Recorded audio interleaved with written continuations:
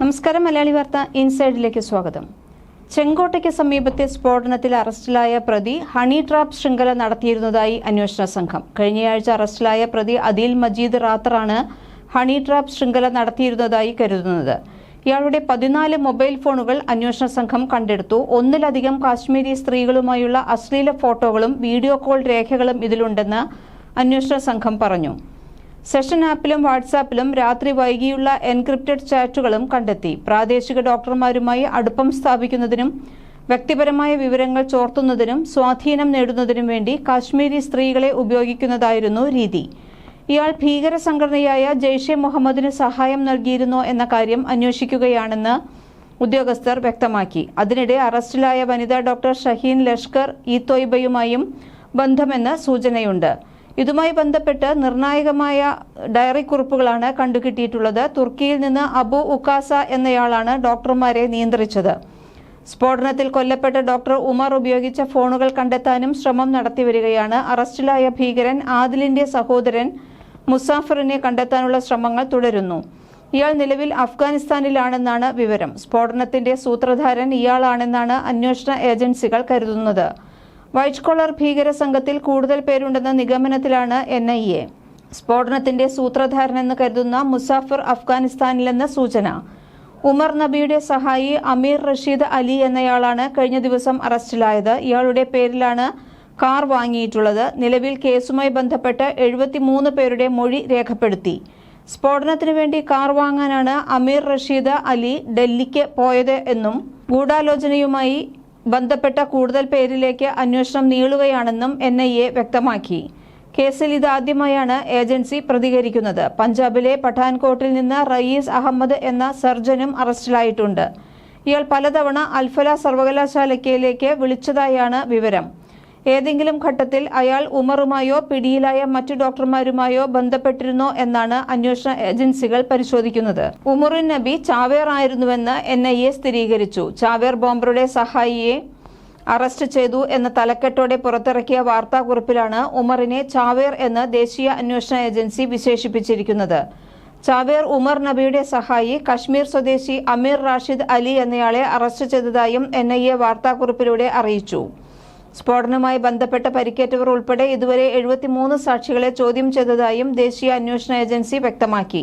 സ്ഫോടനത്തിൽ സംഭവസ്ഥലത്തു നിന്ന് 9 mm-ന്റെ 2 വെടിയുണ്ടകളും ഒരു ഷെല്ലും കണ്ടെത്തിയതായി റിപ്പോർട്ടുണ്ടായിരുന്നു. സുരക്ഷാ സേനയ്ക്ക് മാത്രം അനുവദിച്ചിരിക്കുന്ന തോക്കിലെ ബുള്ളറ്റ് എങ്ങനെ സംഭവസ്ഥലത്ത് എത്തി എന്നതാണ് അന്വേഷണ സംഘം കണ്ടെത്താൻ ശ്രമിക്കുന്നത്. എന്നാൽ സംഭവസ്ഥലത്തു നിന്ന് തോക്കോ അതിന്റെ ബാക്കി ഭാഗങ്ങളോ കണ്ടെത്തിയിട്ടില്ല.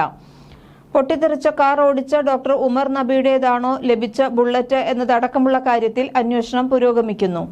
സ്ഫോടനത്തിൽ ക്രിമിനൽ ഗൂഢാലോചന പ്രകാരം പുതിയ FIR പോലീസ് രജിസ്റ്റർ ചെയ്തിട്ടുണ്ട്. സ്ഫോടനത്തെ തുടർന്ന് അടച്ച റെഡ് ഫോർട്ട് വീണ്ടും തുറന്നുവെങ്കിലും ഈ പ്രദേശത്തെ സുരക്ഷ ശക്തമാക്കിയിട്ടുണ്ട്.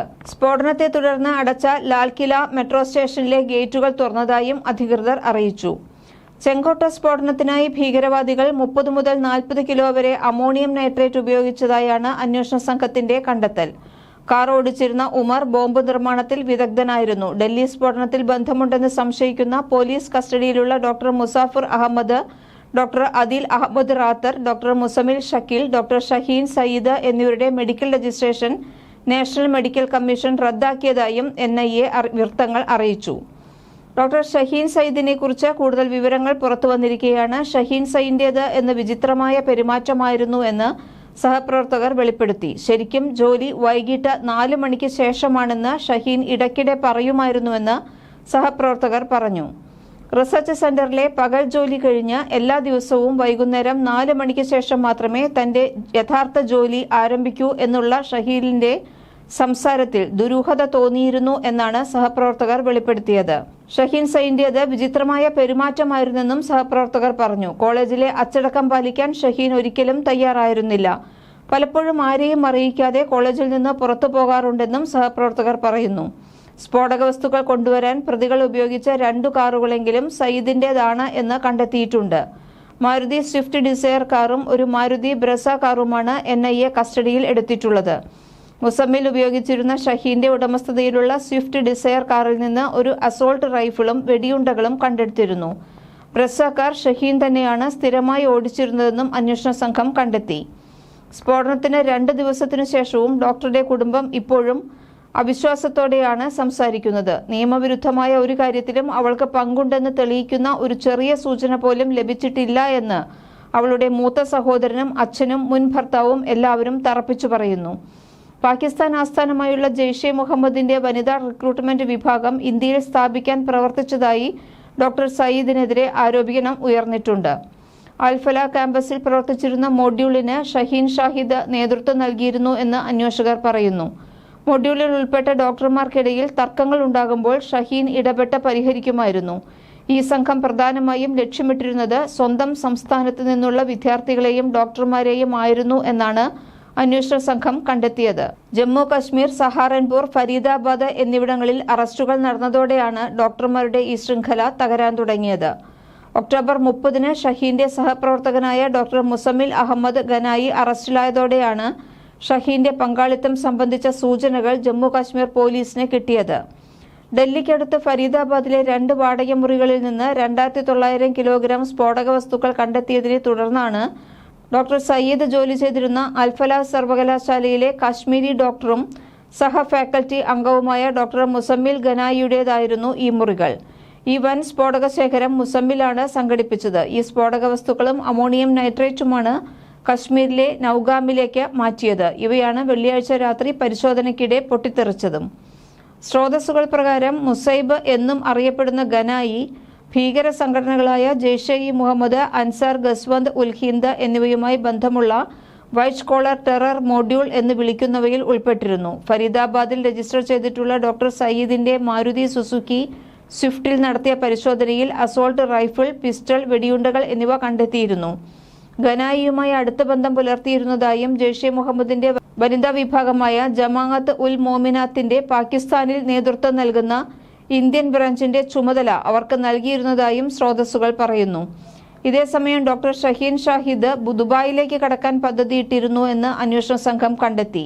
പാസ്പോർട്ടിനായി അപേക്ഷിച്ച ഷഹീൻ കൂട്ടാളികൾ പദ്ധതിക്ക് അന്തിമ രൂപം നൽകുമ്പോൾ ദുബായിലേക്ക് കടക്കാൻ ഒരുങ്ങുകയായിരുന്നു. എന്നാൽ ജമ്മു കാശ്മീർ, സഹാറൻപൂർ, ഫരീദാബാദ് എന്നിവിടങ്ങളിലുണ്ടായ അറസ്റ്റുകളോടെ ഭീകരബന്ധം പുറത്തുവരികയും ഷഹീൻ രക്ഷപ്പെടുന്നതിന് മുമ്പ് തന്നെ പോലീസ് ഇവരെ പിടികൂടുകയും ചെയ്തു.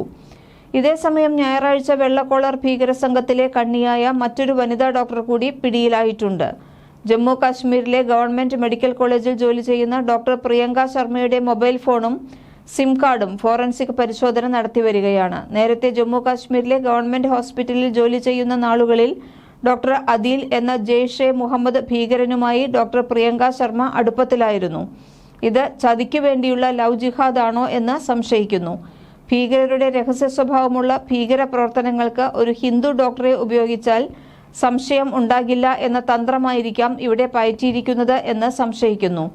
ഡോക്ടർ അദീൽ പിന്നീട് കശ്മീരിൽ നിന്നും ഹരിയാനയിലെ അൽഫല ആശുപത്രിയിലേക്ക് ജോലി മാറിപ്പോവുകയായിരുന്നു. Doctor Umar Nabi, doctor Muzammil, doctor Shaheen Shahid, doctor Adeel തുടങ്ങിയ ഡോക്ടർമാരുടെ രഹസ്യ ഭീകര സംഘത്തിന് പണക്കൈമാറ്റത്തിനും സാധനങ്ങളുടെ കൈമാറ്റത്തിനും ഡോക്ടർ പ്രിയങ്ക ശർമ്മ സഹായിച്ചിരുന്നതായി പറയുന്നു. നേരത്തെ കശ്മീരിലെ ഗവൺമെന്റ് മെഡിക്കൽ കോളേജിൽ ജോലി ചെയ്യുകയും പിന്നീട് ഹരിയാനയിലെ ഫരീദാബാദിലുള്ള അൽഫല കോളേജിലേക്ക് മാറിപ്പോവുകയും ചെയ്ത ഡോക്ടർ അദീലിനെ ചോദ്യം ചെയ്തപ്പോൾ കിട്ടിയ വിവരങ്ങളുടെ അടിസ്ഥാനത്തിലാണ് ജമ്മു കാശ്മീർ ഭീകരവിരുദ്ധ പോലീസ് ഹരിയാനയിലെ റോഹ്ടെക് സ്വദേശിയായ ഡോക്ടർ പ്രിയങ്ക ശർമ്മയിലേക്ക് എത്തിയത്. ഡോക്ടർ അദീലിന്റെ ഫോൺ കോളുകൾ പരിശോധിച്ചതിൽ നിന്നാണ് ഡോക്ടർ പ്രിയങ്ക ശർമ്മയിലേക്ക് എത്തുന്നത്. കാശ്മീരിലെ അനന്ത്നാഗിലെ മലക് നാഗിലുള്ള ഡോക്ടർ പ്രിയങ്ക ശർമ്മയുടെ താമസ സ്ഥലം റെയ്ഡ് ചെയ്യുകയും ഡോക്ടർ പ്രിയങ്ക ശർമ്മയെ കസ്റ്റഡിയിലെടുക്കുകയും ചെയ്തിട്ടുണ്ട്. മലയാളി വാർത്ത ഇൻസൈഡ്.